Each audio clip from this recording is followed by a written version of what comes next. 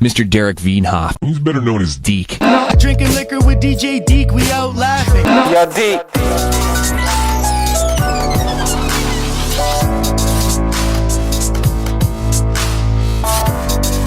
Welcome back to the Deekast, everybody. This is episode 54. I'm joined here today by Matt Christiansen, a YouTuber and YouTube personality.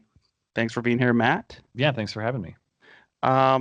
So your show deals with, you do a live stream weekly, Wednesdays, is that correct? Yeah, we do a Sunday show, which is more like a whole weekly news breakdown, and that's kind of the feature show. And then Wednesday nights we do a call-in show that's, Just for fun and anything goes. shit. Yeah, I mean, we like to keep in touch with our audience and try to be as available as we possibly can. So the call-in show is just, it's a crapshoot, man. Sometimes it's really fun. Sometimes it's really weird. Sometimes, I don't know. You just never know what you're going to get. So the Sunday show is like the feature show that we do as far as our podcast. And then I'm doing my own solo videos twice a week as well. Right. The solo videos, I think, is how I found you. Probably some news breakdown stuff.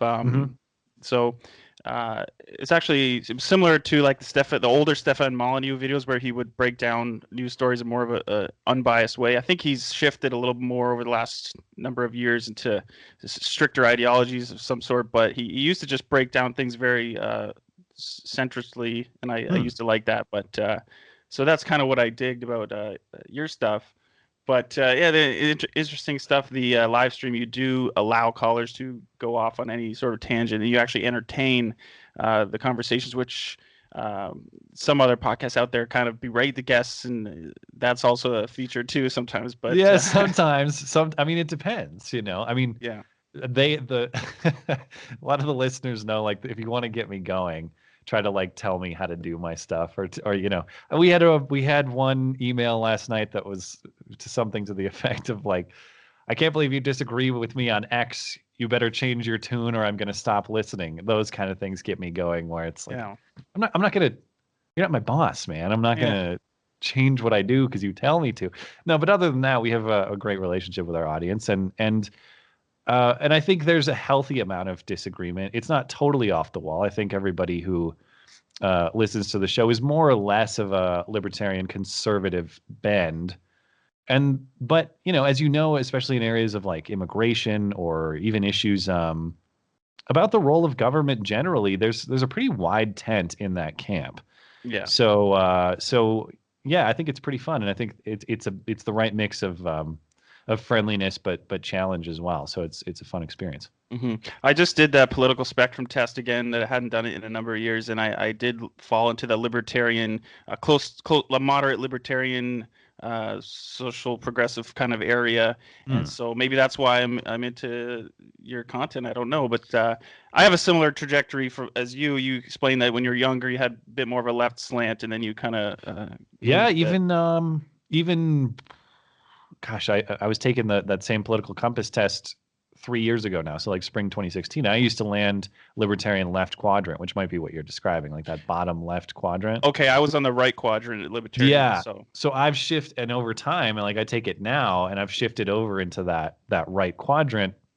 So a lot of my issues on like cultural freedom have remained the same. I used to be more of like I used to believe more in government investment as a means to provide opportunity, and that particular piece of my perspective has shifted quite a lot in the last couple of years. But what really did it for me was the increasing hostility to free speech generally on the left. That's what really got me questioning a lot of things, that I've never wavered on that. That's always been the most crucial value to uphold to me, is you should be able to speak your mind and say what you believe to be true, and all other considerations are secondary. Right. So, yeah. Speaking of libertarian stuff, did you see this recent Supreme Court ruling on the civil forfeitures? This just happened, I guess. I've only seen like a headline level description, so I have no specific knowledge of it. I guess it's just it was a 9-0 ruling, so it's kind of a unity front there, which is interesting with the current day and age of Supreme Court stuff. But I guess they just extended to the states, whereas previously it was just the federal government. There were some limits on civil forfeitures, and I don't know what the limits have that are imposed now. But Yeah. that was kind of interesting. That's yeah, your homie Ruth Bader Ginsburg is back now. She's out not and about. alive. She's out and That's about. TMZ was filming her. She is not alive. That's one area where I will happily put on a tinfoil hat, dude. I'm telling you, that footage is old, or that's a body double, or something like that. Her vote was done by her staff. It's not real. It's all fake. No, I don't know. I'm kind of, people in your audience. I'm tongue in cheek about 50%, but that said, speaking truthfully about Ruth Bader Ginsburg, like we played a clip of her on our show probably 2 or 3 months ago of her giving a speech. I think maybe George Washington University, or participating in a speaking event. And this is a person who is in very rough shape, like health wise, or just, I mean, she's very old. I don't even mean that like condescendingly. Yeah, well, she's had lung cancer surgery. And this is, I'm just saying, observing from a layman perspective, I don't think this is a person who's doing all of the duties of a Supreme Court justice on her own. I'm very skeptical of that. Okay. And I think this is a classic example of hanging on to that spot, which she's totally entitled to do. It's a lifetime appointment, but the idea about the Supreme Court justices is that they're supposed to be apolitical. That's the reason why they're given that lifetime appointment. And I don't think she's on the bench right now if Hillary Clinton is president. I think that she's holding on to this for political reasons. Again, not saying that's wrong. She's entitled to that seat. Right. But I think it kind of pokes a hole in the way our Supreme Court operates in terms of its design. It was designed to be apolitical, but as a practical matter, it operates politically in a lot of ways, this being one of them. Mm-hmm.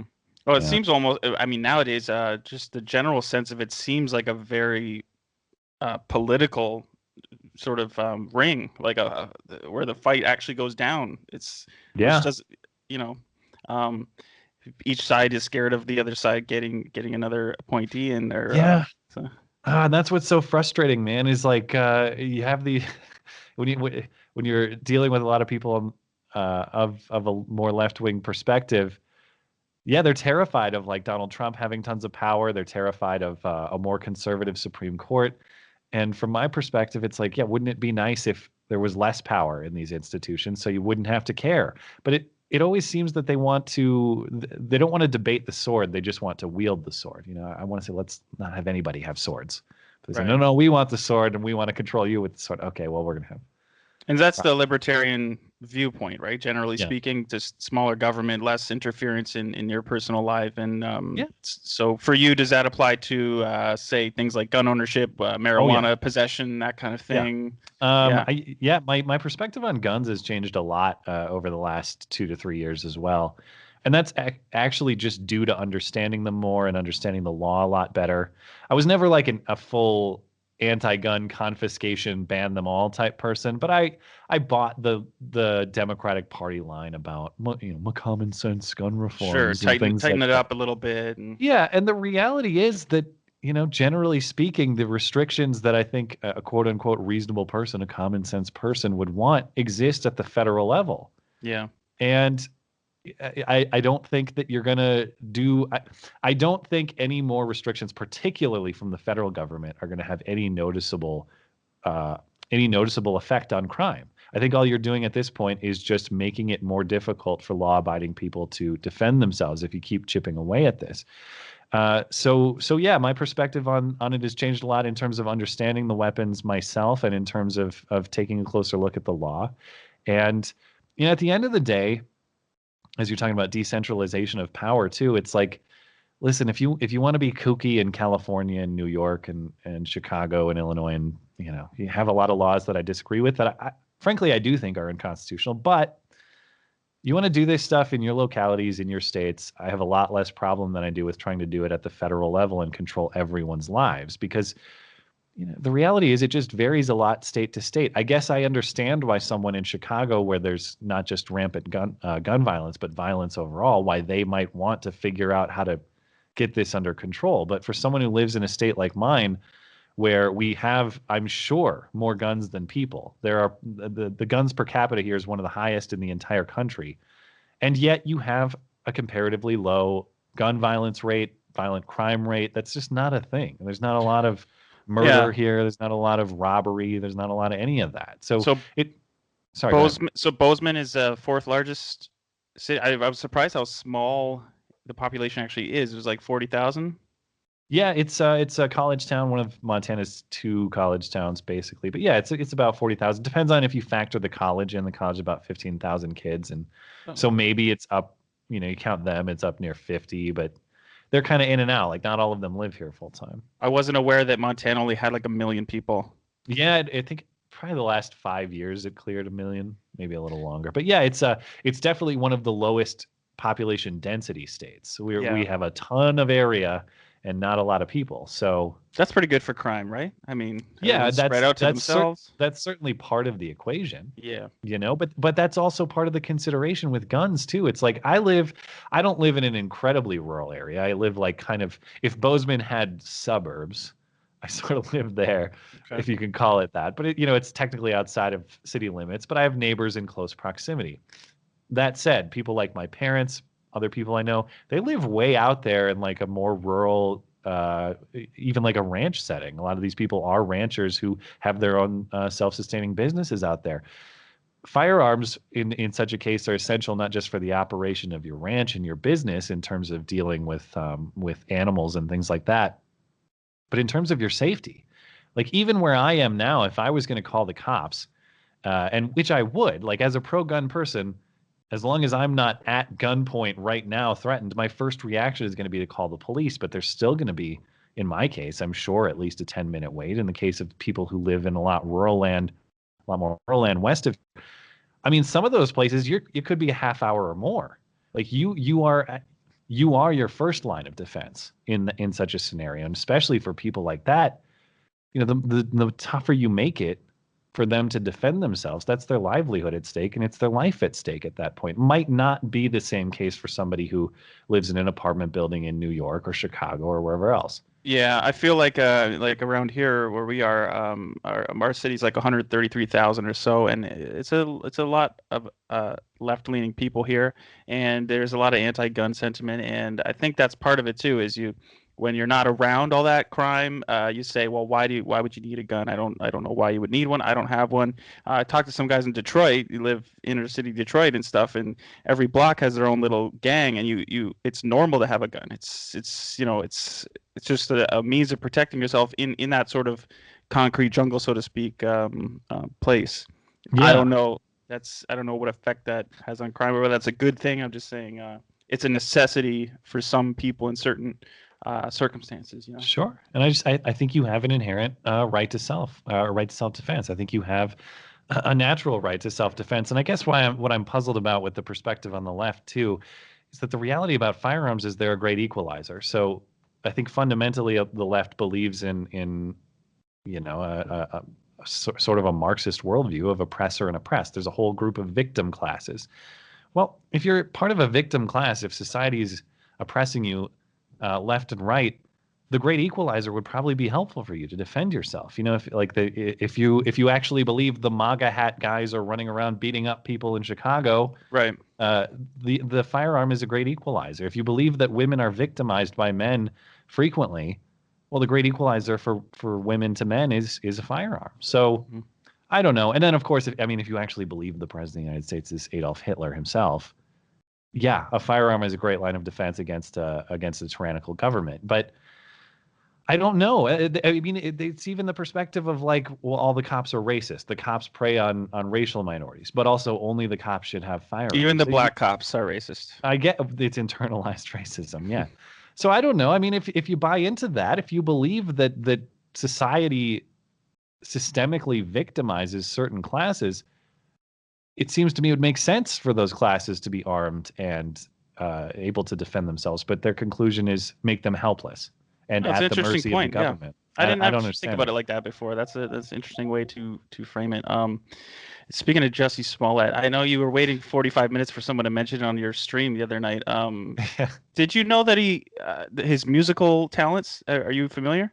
I've not watched the show, but I've heard clips. It seems like he can sing well. Apparently, yeah. Sonically, it's pretty good. As far as content in that, I mean, it's a little corny, but he has a song with Swiss Beats, who is one of the greatest rap producers of all time. But I think there's because the connection is Alicia Keys.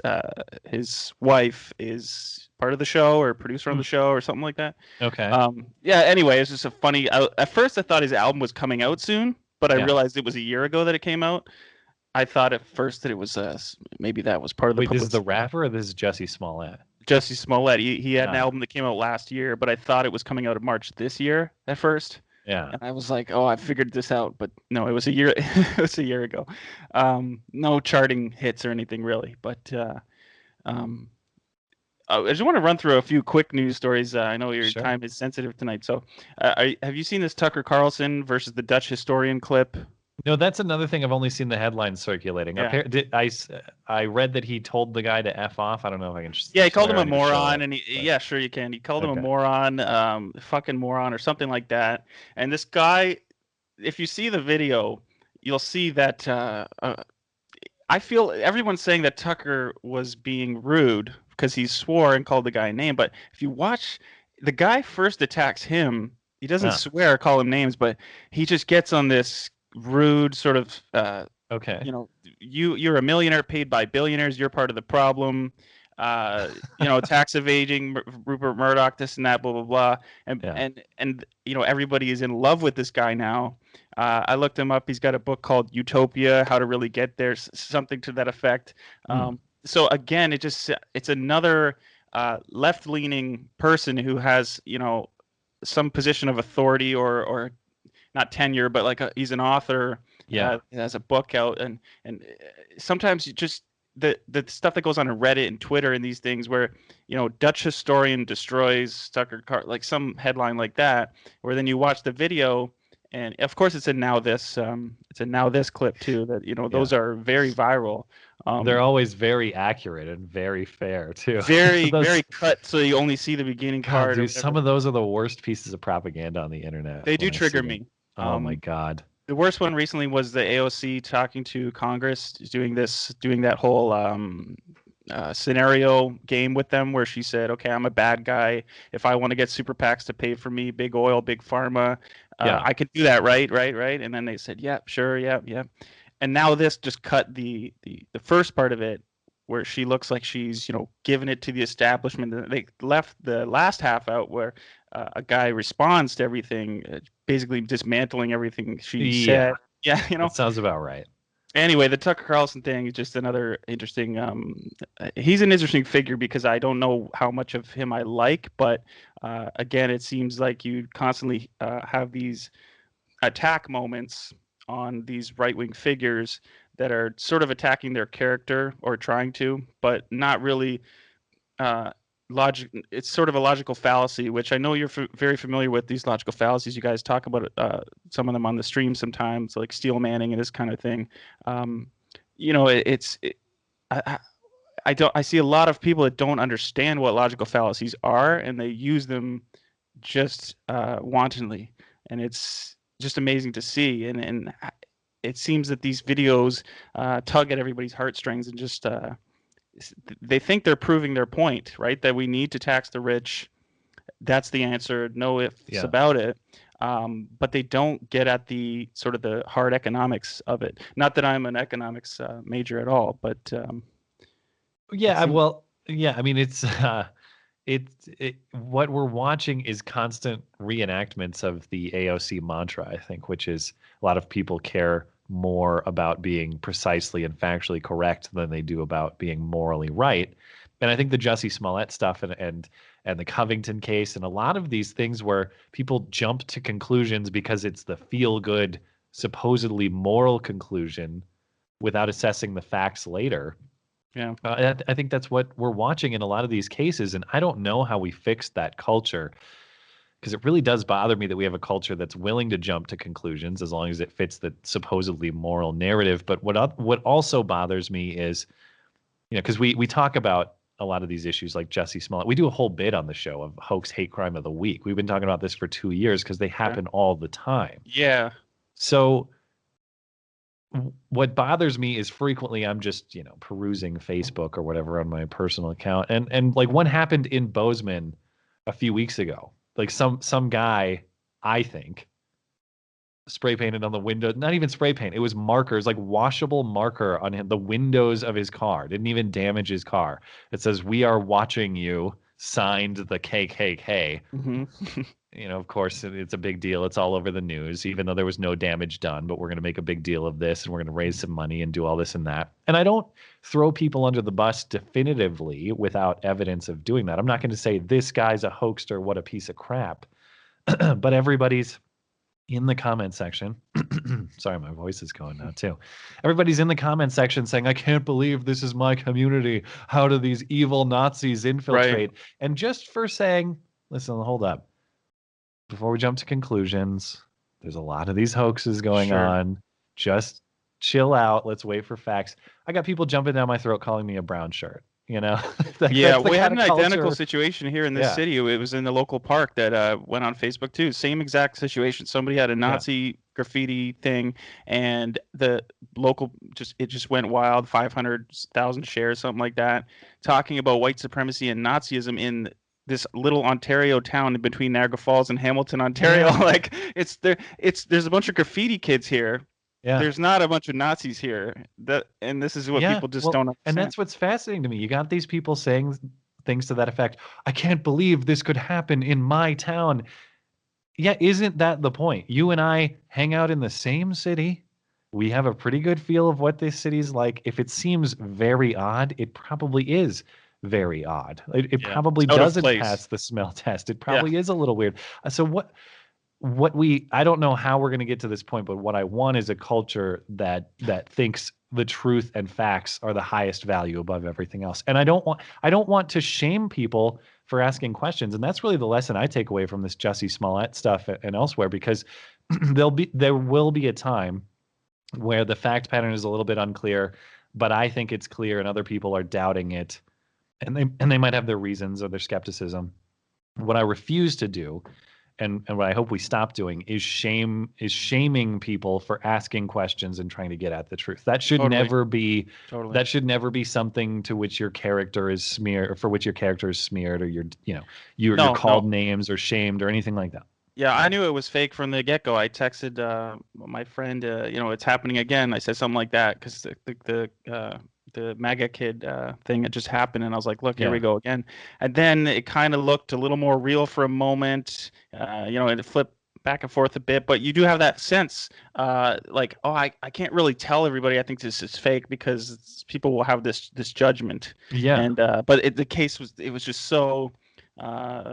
It was so obvious. It really was. This one was a particularly easy call, and that's why, to people who were all on board, right? It's very weird. Ellen Page has got some explaining to do. That was a terrible clip. Good Lord. I actually didn't even watch it, but I heard. Totally random, but did you see Alex Jones called AOC a meth mouth? That seems a little. It's a little extra. Yeah. It was in an interview we had with Peter Schiff recently, just talking about the economy. I'm a huge Peter Schiff fan as well. Okay. So I just thought it was so random and out of place. I think she's pretty cute. I think she's a good-looking woman. Seems nice enough. I mean, I do find her condescending and a little, but when people call her the bartender and stuff, I feel a little bit like, I'm like, oh, come on. Like, she's got to have something good there. It's masked by all this emotion and. I mean, I will acknowledge I chuckle at some of the horse memes. Like, I think she's got a big, she gets kind of horsey with that big grin sometimes. But listen, we have a fair amount of or a large meth problem in this state. I've seen meth mouths frequently. She does not have a meth mouth. Like, she's not on that level. I think Alex Jones is just a little extra. She has big teeth and a big smile.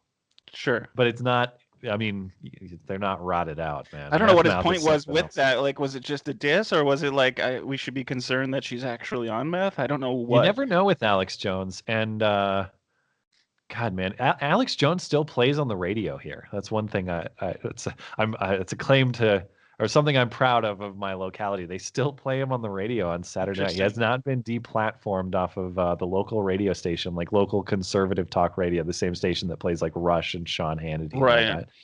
He's still on. Changed his name to News Wars now or something instead of InfoWars. Oh, I hadn't heard that. I thought he said something like that. I might be wrong, but I think he changed the name of it.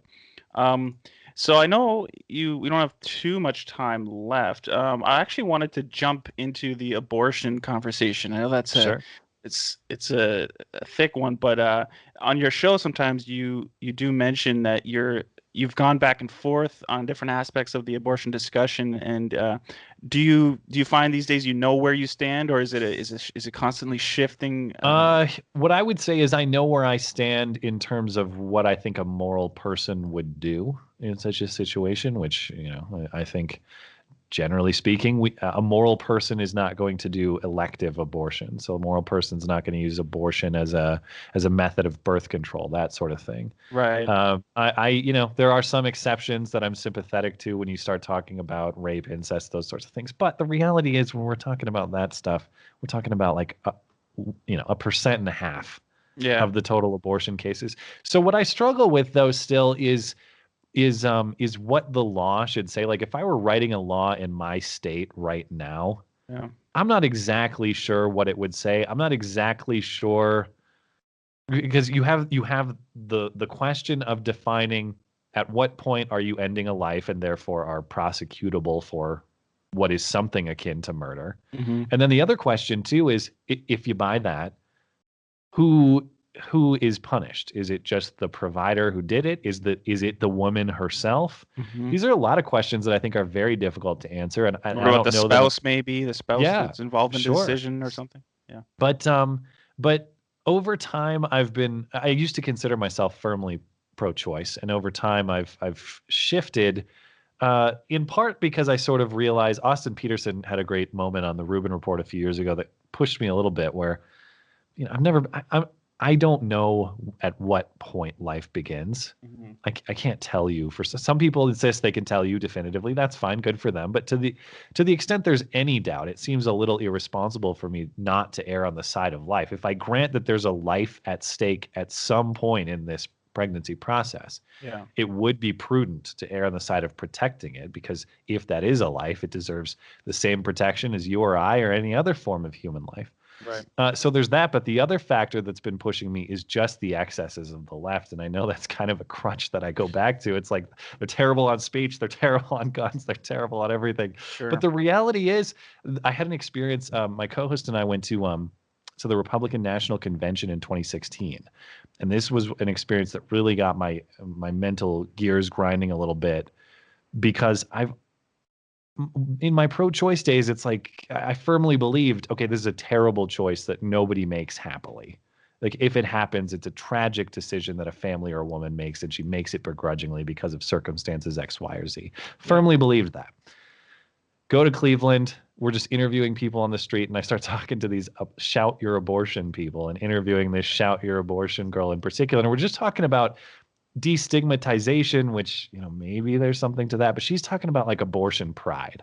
Yeah. I think that's just a swinging of the other, I can see that, and you do see that, and there's even been some various celebrities that have had videos like that, just with the whole pride aspect of it. I think that's just I feel guilty, but I'm going to mask it with this new viewpoint, which is pride in what I've done. Yeah. When deep down there still is there's no question that there's guilt there, and that's going to follow you for your life. I mean, I do know personally a few people who have dealt with this in their younger years, and I kind of see I see a lot of aspects of the debate. I don't know exactly where I fall, but I know that for the vast majority of people, it is a tough decision. It's not.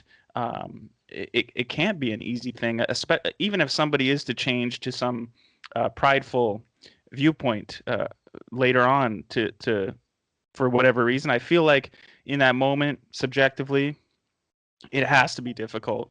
I can't imagine. I couldn't imagine. Yeah, and I don't know for what percent it is or what percent it isn't, but to the point that you're making too, it just in my non-scientific observation, but I think there's scientific study to back this up. Generally speaking, it's associated with just poor outcomes for not just the women, but the men who are also behind the pregnancy. Like people who have been parties to abortion have significant issues later in terms of regret or even mental health issues, or just it's not commonly associated with beneficial outcome. I know that for a fact because Yeah. I do know people men that have gone through it in their teenage years very well, and so I know that for a fact. And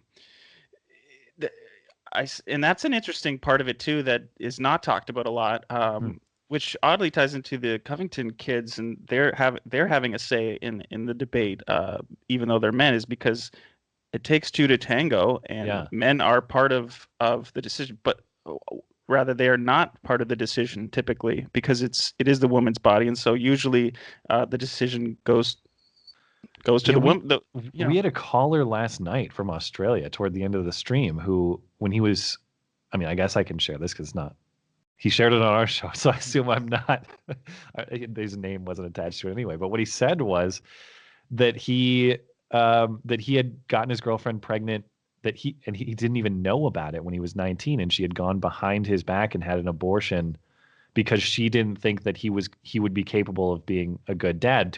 By his own admission, he had alcohol problems and drug problems, but to this day, he's apparently very bitter about it, very unhappy about that. And that's another angle too. It's like going back to like, what would the law say? Should the law require, if not the consent, but at least the notification of the male party involved? I don't see why not. It sounds a little extreme to even say that, but I logically speaking, I don't see why not, because it is, it's part of a man and part of a woman that creates a person. It's not a solo thing. Well, they always go back to the my body, my choice thing, which generally speaking, I'm very sympathetic to bodily autonomy arguments. A libertarian view as well, right? But your choice was also to participate in the arrangement that created a new body. Like this is a biologically distinct body that's not your body at that point. And this is why I have some ambiguity on the rape issue, because if you didn't actually consent to what's happening with your body at that point, maybe there's more of a bodily autonomy argument. But if you had consensual sex that led to a pregnancy, I mean, I'm sorry, you rolled the dice, you consented to rolling the dice, and you lost in that arrangement, if you want to call it losing, but that's what happened. Right. So I don't think you can just participate in that game willingly, and then when you get the losing outcome or the outcome you don't want, say, oh well, no, I don't want any of the responsibility. Well, you did the gamble. Now you got to pay your debt. That's the way these things work. Speaking specifically to the New York law change, this whole thing about the good health and how it's loosely defined in the legislation. I've been kind of hung up on this because I hear a lot of people saying, well, it just says good health. That's very ambiguous. There's no way to that could be mental health. That could be anything. And my view is kind of, I still view health practitioners as having morals or having, they have the Hippocratic Oath and these kind of things where I feel like I generally trust them in these rare cases where this would happen, which is 1% or whatever it is after 24 weeks, or to make the proper decision and I think that good health, how it's defined in the law, can be understood by the system in place, by the practitioner, and then in any future case that would be brought against him. Is that making sense? What I'm saying, that that there would be recourse to if he were to perform an abortion that could be proven then later on to not have had any effect on the mother or the fetus. Do you know what I mean? Well, I certainly am in favor of leaving medical decisions about health in physicians' hands as opposed to the state's hands. Right. But I guess the question that the New York law has now created is the non-life and death health, that is to say, like, are relatively minor health implications sufficient to justify the ending of what is at that point mostly a fully formed human life? And I don't. I totally see what you're saying. Like there's that ambiguous feeling with the wording, and taking that wording and thinking about, okay, how is that actually going to happen in reality? Are we going to have situations where the mother and the doctor maybe sort of have a conversation off to the side that or there's this minor, such a health thing that's so minor, and then they just kill the infant. I just kind of see it more as maybe I'm repeating myself, but I would trust the doctor to make the decision that this baby is going to be born with all these horrific things, like some of the organs on the outside of their body, or whatever the extreme thing is. But I guess is the question where does the extreme meet the ambiguous sort of thing? And yeah, I mean, I guess the precedent I'm uncomfortable setting is, I don't know, this is a medically absurd example, but just to go with it. Like, let's say, by virtue of this childbirth, you're going to endure really bad headaches, really bad migraines. Yeah. By going through this pregnancy, and you could terminate it to avoid it. Well, I mean, at that point in the pregnancy, 8 months, 7, whatever, late term. Yeah. What would be the moral distinction between ending that pregnancy to avoid those headaches in the judgment of the physician versus like your toddler's really rambunctious and annoying and gives you headaches, so you kill him? Right. Now, the point, the example you're giving is much different than headaches. You're talking about like potentially life-threatening physical deformities. And yeah, I mean, I don't know where you draw that line. It's a bit of a leap of faith, I guess. It's a bit of like, okay, logically speaking, this is a little dangerous, the ambiguity of it, but in a sort of realistic sense, sort of taking that leap of faith with health practitioners and thinking, you know what, I feel like they got this. I know that it could be a little ignorant maybe, but just in some sense, I think that's more of the accurate view, that just to sort of trust health practitioners to make that right decision. And I think that decision in reality and in practice is going to have a lot more weight than some of us tend to think it might. Like, we think that there's just going to be this woman that's like, I'm 40 weeks in, but you know what? This is causing me headaches. Can we just stick it out? Sure. Okay. And then it's done. That's kind of what we think of might happen, but maybe it's a little more. Yeah. And maybe we'll get some answers on this, because it does seem like a priority. We're seeing it in Virginia. We've seen it in New York. We're seeing it in a bunch of states. This seems like a priority of the Democratic Party. As I said, I don't know how I'd write the law on this issue, but one benefit of, I mean, I don't know. I can see the other side of this too, because I don't really like, doing this kind of gambling or testing with human life, which is what we're talking about. But generally speaking, I like a system in which these states can define how these things are going to operate for themselves, and we can see what the best system is. We can allow states to compete. What bothers me is, like, going back to what we're talking about in the first place, everything's got to be federal top-down control. Like, everybody's got to be New York. Everybody's got to run it the certain way that New York or Virginia want to run it before a lot of the people on the left will be happy. And that's what's got me worried. Like, I don't understand the fear-mongering about Roe v. Wade. Like, oh, Roe v. Wade's going to get overturned. Well, so you can write your laws in your state that you want? What's the problem? It's not Roe goes down tomorrow. New York and Virginia is still doing the exact same thing that they're doing today.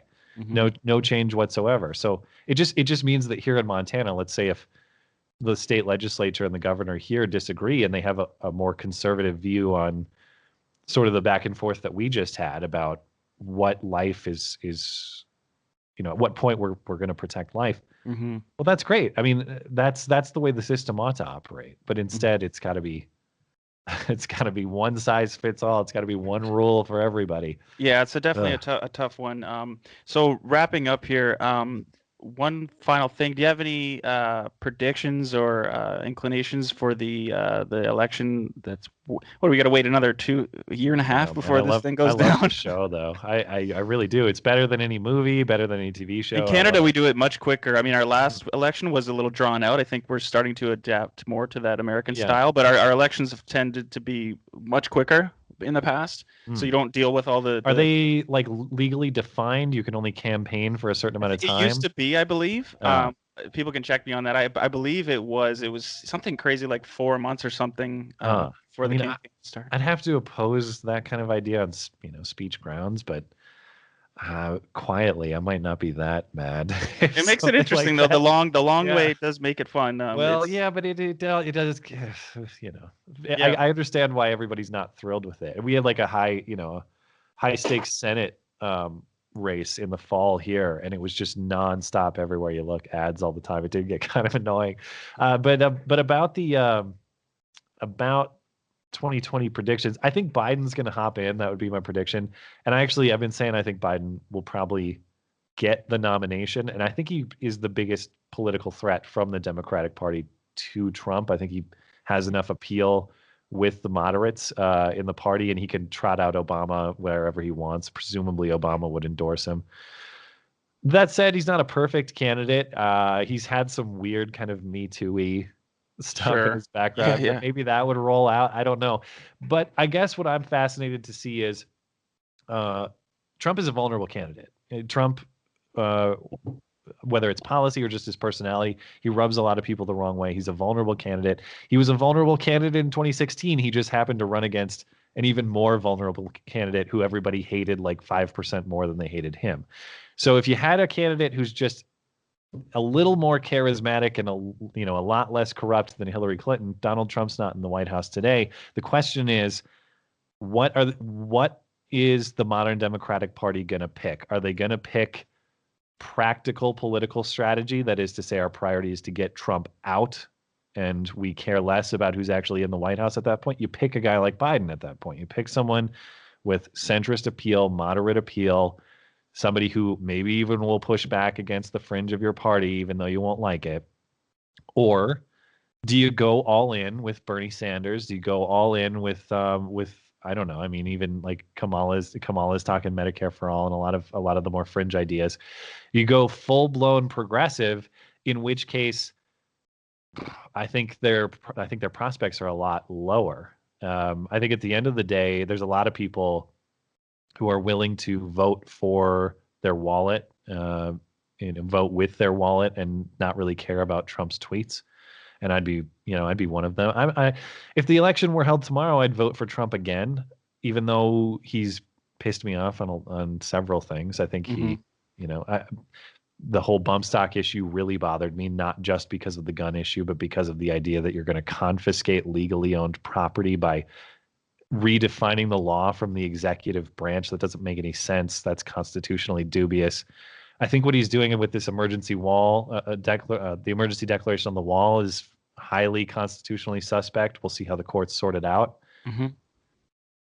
That said, I trust him with the Constitution more than I trust the Democratic Party now, so I'd still vote for him. But I think there's a lot of people who are kind of in my position where they could be pulled away, but the Democrats would have to be.